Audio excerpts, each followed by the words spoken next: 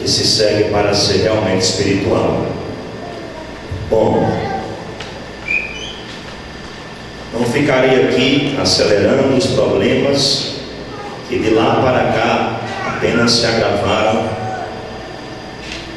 na cristandade, mas passarei aos anseios postos em meu coração por nosso Senhor, que são como um fogo combatido permanentemente devido às minhas imperfeições, mas que teima em não apagar-se por amor, fé e esperança,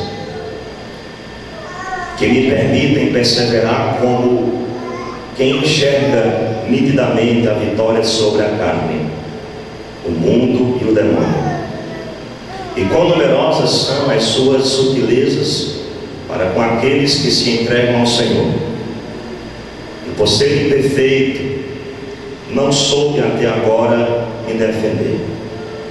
Mas o meu desejo é ensinar aos meus irmãos, e como nada que útil seja, deixo de vos anunciar e ensinar publicamente pelas ruas, tanto pelas experiências próprias, como pelas experiências de outros santos servos de Deus, que usaram vencer o mundo, o demônio e a carne. Muitas almas se perdiam dentro e fora das igrejas. Entretenimentos lhes eram dados no lugar do precioso alimento, a verdade, nosso Senhor Jesus Cristo. E como me vi criança, ruim, inexperiente, preocupava-me e orava como se eu fosse alguma coisa, clamando por uma solução impossibilitado de fazer. E determinei-me fazer este muito pouco que está em minha mão e procurei com zelo ensinar aos poucos amigos nosso Senhor a serem bons, seguindo os conselhos da palavra de Deus com toda a perfeição que eu pudesse a procurar que estes poucos que aqui estão fizessem o mesmo.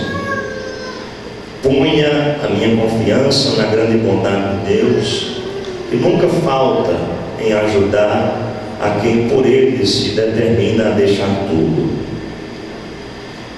Ó meu Redentor, como não sofrer? O que há com os cristãos, o que mais te devem, são os que mais te fazem sofrer, aqueles a quem o Senhor fez tanto bem, aqueles que escolhestes para amigos teus, entre quem andas e te comunicas por meio dos sacramentos. Não lhes bastaram os tormentos que por eles passaste. Não é tempo de tratar com Deus coisas de tão pouca importância. Os melhores conselhos vos escrevo, pois precisareis deles depois da minha morte. Enquanto viver, o repetirei, pois sei que por experiência serem de grande valor. Apóstolo Anaximandro Lopes, 15 de novembro de 2019.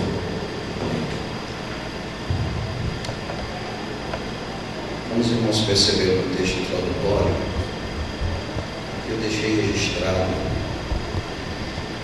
que era uma urgência haver uma igreja em Cajazeiras que se preocupasse realmente em ensinar e viver a palavra. Que a igreja não fosse só um discurso bonito, mas que houvesse a prática. E que na verdade se encontrava todo tipo de desculpa para dizer que não havia necessidade de realmente viver o que estava na palavra. É como se realmente a igreja primitiva foi uma coisa isolada, que eles foram santos, mas que ao longo da história da humanidade não precisava mais existir pessoas santas. Bastava a igreja ser uma instituição religiosa que desse ali alguns dos ensinamentos mais básicos, e o resto, a igreja poderia ser uma instituição em que as pessoas estariam agregadas, mas que não haveria uma mudança de vida real, uma conversão. E nós estamos para tratar hoje de algo além da salvação. Porque quando a gente começou há 21 anos atrás, o nosso primeiro objetivo de todos era apenas a salvação. Com o passar do tempo, a gente estudando a Bíblia, são 21 anos agora a gente lendo a palavra, mais aqueles que a gente estudou antes da igreja ser aberta, a gente viu que dá para a gente ir além da salvação. Existe algo a mais. Obviamente isso é uma escolha.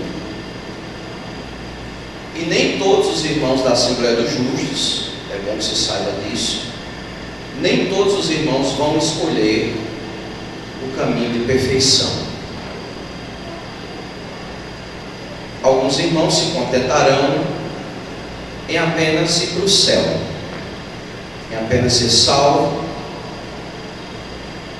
mas a Bíblia diz assim: como crerão se não há quem pregue? A fé vem pelo ouvir da palavra de Deus. Então isso significa que a gente precisa falar de santidade, ensinar os irmãos a serem santos, porque aí do meio dos irmãos vão surgir os santos, vão surgir aqueles que desejam crescer espiritualmente, que desejam ter um contato real com o Senhor Jesus, além de uma normal vida cristã, que por si só já é uma vida virtuosa, que a gente já procura cumprir com os mandamentos, a gente já procura fugir das tentações, nos arrepender quando a gente comete algum pecado. Então tudo isso aí já é natural do nosso dia a dia. Mas a gente sabe que na igreja primitiva havia milhares de pessoas, mas no meio daquelas milhares de pessoas haviam algumas pessoas que conseguiam chegar mais perto do Senhor Jesus, e é através da fé, da esperança e do amor trabalhados, acrescentados.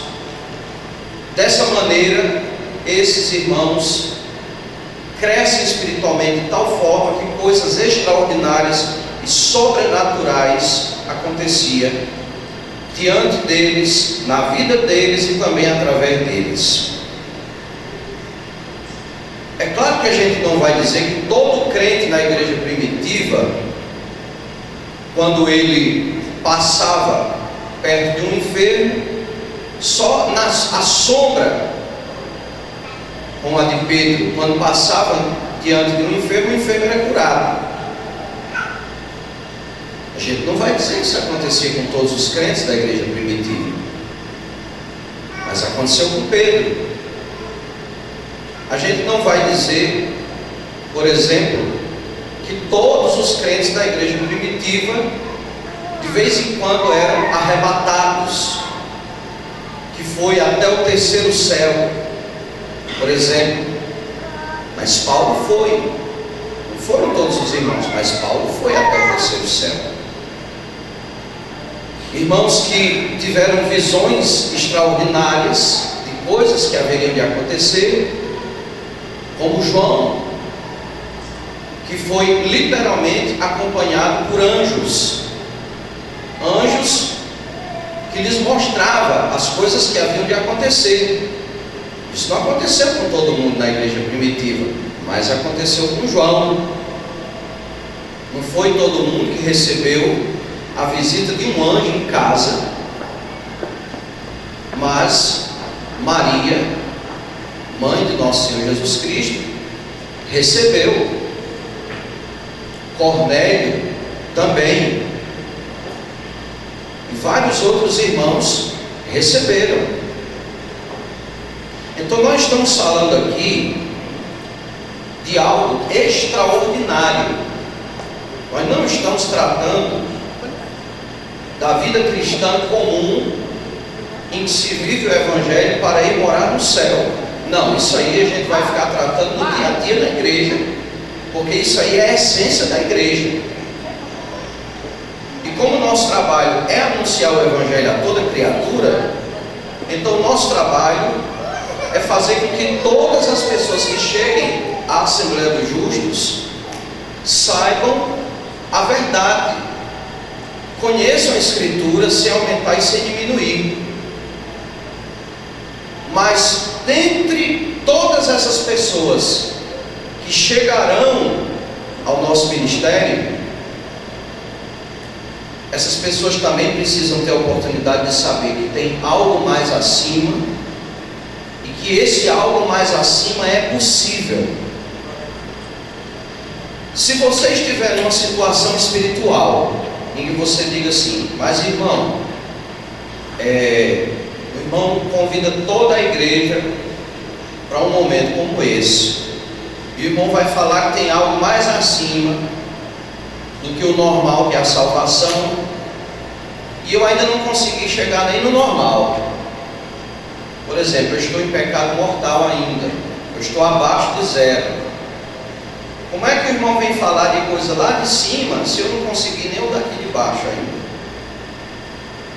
Bom, na verdade, a minha expectativa é que vocês venham se animar. Se você já estiver em estado de graça, então a minha expectativa é que você busque as coisas de cima, as que são do alto, as que estão mais acima. E se você ainda estiver em pecado mortal, se ainda estiver em prostituição, impureza, lascívia, idolatria, feitiçarias, inimizades, porfias, emulações, iras, pelejas, dissensões, heresias, glutonarias, bebedices ou coisas semelhantes a essas, seja lá qual for o vício, a minha expectativa é que você, descobrindo, prepara aqui um microfone com fio, essa interferência aqui vai ficar sempre frequente. A minha expectativa é que você, descobrindo que existem coisas bem mais acima, bem mais elevadas, você se anime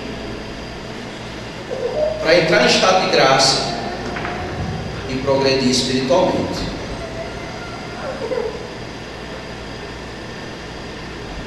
Glória a Deus.